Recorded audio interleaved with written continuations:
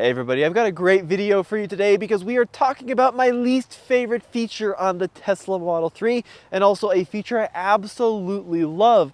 So Tesla is pushing the bounds in so many ways when it comes to technology and integration in your life, and they do so much of it so well, and one thing really badly in my opinion. Now this is our long-term Tesla Model 3. And this is one of the issues I'm having with this car, but I've also had this issue with other Teslas, and it has to do with the key situation. Now let's talk a little bit about something that Tesla does really well, which is the mobile key, the digital key. If you own a smartphone and you own a Tesla, this is one of the most seamless and well integrated driving processes I've ever experienced. So Cole, if you want to come over here, this is just my phone. This is our Tesla app here, and within the app we have everything you could possibly want to do remotely in terms of lock, unlock, we can flash the lights, we can open windows, vent the windows, right? Lots of really great technology all done through the app. But the best part about the app is the Bluetooth integration with being able to get in and drive the car. So let me show you what I mean. I have the Tesla app running in the background on my phone. I have Bluetooth on. I can simply walk up to the car, open the door, get in, and drive. And it's all done through the Bluetooth on my phone, which is really smart. Now, some other manufacturers, they use cellular. Well, it has to like send a message up into the clouds, right, into the 3G network or LTE network now, and then send it to the car. Tesla is all done via proximity on the Bluetooth functionality, which is great.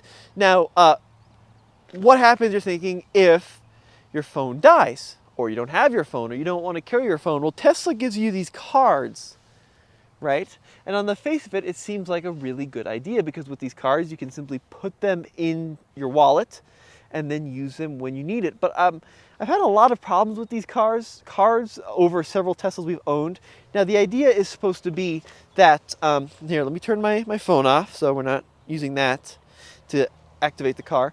But a lot of issues where you're supposed to hold the card up to the door in just the right spot and have it unlock the car.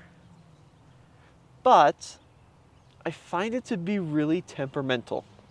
And I think it's time to make a service appointment on this car, because usually with enough finagling you can find the right spot, but clearly this car is not having it. And then Cole, if you want to go in on the other side, I'll use my phone again to unlock the vehicle. With the car unlocked, you're supposed to be able to then take the card and hold it down here. You can actually see there's a little diagram. You're supposed to be able to hold it by the cup holders and have it start going. But once again, I find it to be extremely temperamental and very finicky. See, it's not working.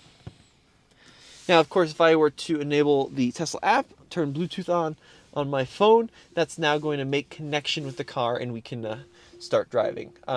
So this is one thing I think that Tesla hasn't quite mastered, is these little key cards. Now, the solution to this is what Tesla has done on many other models over the years, and I think that this is just a case of bad cost cutting, but on other models, Tesla will sell you that little typical key fob, and you might even be able to buy one as an option on the 3. Let me know in the comment section below. I think that was available for a while, where you could like retrofit a key on the post purchase. But the key fob is great because the key fob works like any other key fob.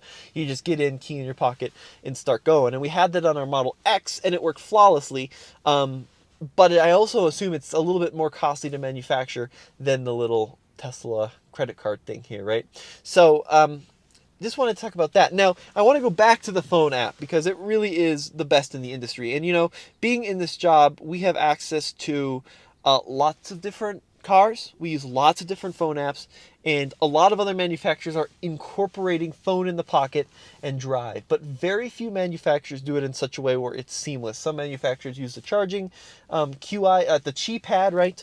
Some manufacturers use that LTE signal that we talked about, but oftentimes I can't trust just my phone to drive the car. I want to have a key as a backup. In the Tesla, it's quite the opposite. I trust my phone completely, and then this little guy is the guy that gives me issues. Now, there's other ways in these cars that you can actually add drivers and also allow people to access your car remotely through the app and give them permission to operate the car. So that is another option as well, which I think is really cool. But in terms of control and climate too, Tesla does a really good job of activating the climate. You can all do so via these little buttons here. We also have things like dog mode and camp mode, so that when you have dogs in the car and you are out, for example, with your family, right? The dog's going to stay nice and cool. It's not going to overheat, and it displays a message. There's also cabin overheat protection, and there's also approximate activation temperature for that, and you can set all that here on the app. But look how quickly that responds. You know, touch of a button and it changes to the car. No other manufacturer is able to do that as quickly and as seamlessly as that. We're going to turn dog mode off for a sec. You also have access to the cameras, right? You can you've got the Sentry mode, which you can activate and deactivate, all here on the app. We also have charging stats and stuff like that. You can pop the front trunk, but once again, it's all immediate. Pop the charge port open. Oops, sorry, I'm going crazy here. How do I do that? There's a way to do that on the app too.